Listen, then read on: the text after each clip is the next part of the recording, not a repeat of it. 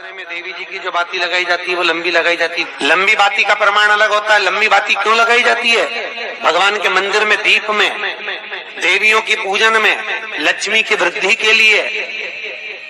कौन से देवता के यहाँ लंबी बत्ती लगती है और कौन से देवता के यहाँ गोल बत्ती लगती है, उसका भी प्रमाण वर्णन। किसी देवी की पूजन करो तो लंबी बत्ती आती है, कुल देवता की पूजन करो तो लंबी बत्ती आती है। किसी मंदिर में किसी देवता को लगाने जाओ तो गोल बत्ती लगती है, उसका भी प्रमाण है। लंबी बत्ती जहाँ लगाई है, अगर लक्ष्मी के सामने लगाई है तो लक्ष्मी की लंबाई बढ़ती है, लक्ष्मी की वृद्धि बढ़ती है।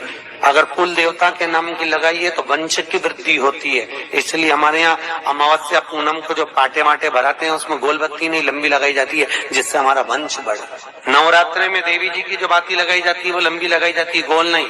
क्यों? क्योंकि जिससे माँ हम पर कृपा बना कर रखे, हमारा वंश खूब बढ़े, हमारे यहाँ लक्ष्मी की वृद्धि हो।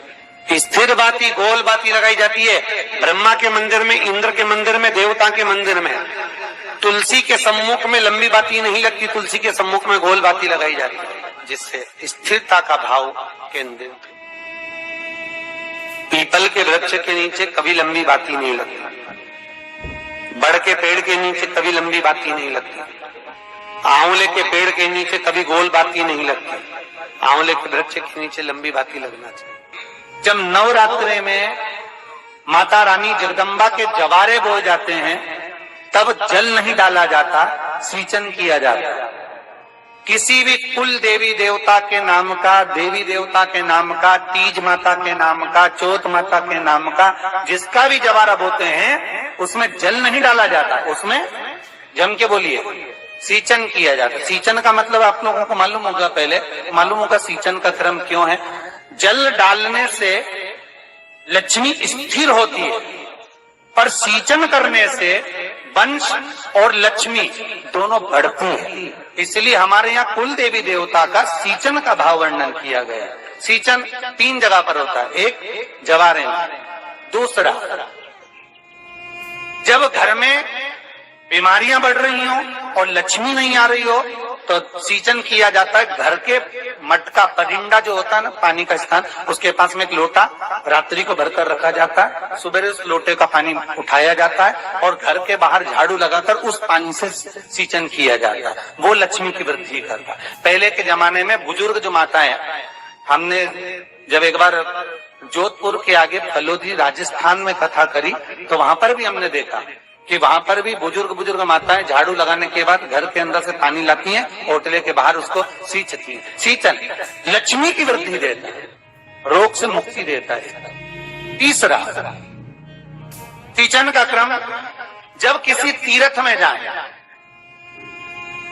आप किसी भी तीर्थ में जाएं और उस तीर्थ में जाने के बाद में जिस घाट पर आप स्नान करें, हाथ की अंजलि में जल लेकर घाट के पत्थर पर सिंचन करना चाहिए और वहीं की एक कंकर को उठाकर, वहीं के एक पत्थर को उठाकर उस पर 3 बार जल चढ़ाकर उसका विसर्जन कर देना चाहिए। क्यों?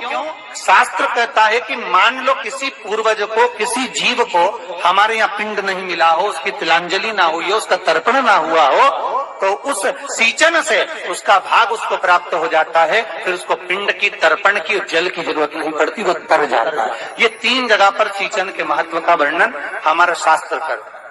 जल डालना और सींचने में अंतर है। वो 11 आम के जो पत्ते जिस डाली में लगे होते हैं, वो डाली कोमल सी डाली, 11 टुकड़े महाराज एक कच्चे सूत से लपेटकर 11 बार उसका भाग, जब उसको लपेट लोगे इस तरह से इकट्ठा करके, आगे का जो भाग है 11 बार कच्चा सूत लपेटने के बाद जो भाग पीछे का, आगे का कोई भी हो, उसको शहद में डुबाकर शिव जी को समर्पित कर दो। किस जगह पर रखना है?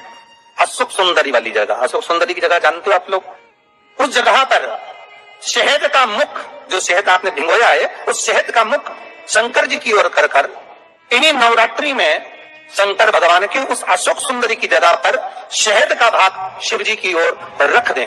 महाराज, अगर घर में संपदा की कमी हो या कोई पैसा खा गया हो, रुपया नहीं दे रहा हो, पैसा अटक गया हो, तो उस शहद को शिव जी की ओर मुख कर उस आम के पल्लव की जो डंडी है उसको 11 डंडी को वहां रख दीजिए और उससे अपनी कामना कर आ जाइए।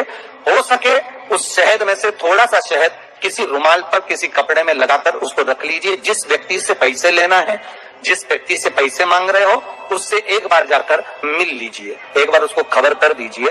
बाबा चाहेगा भोलेनाथ तो नवरात्रि में ही पैसा वापिस आ जाएगा, अगर शिव कृपा कर दे।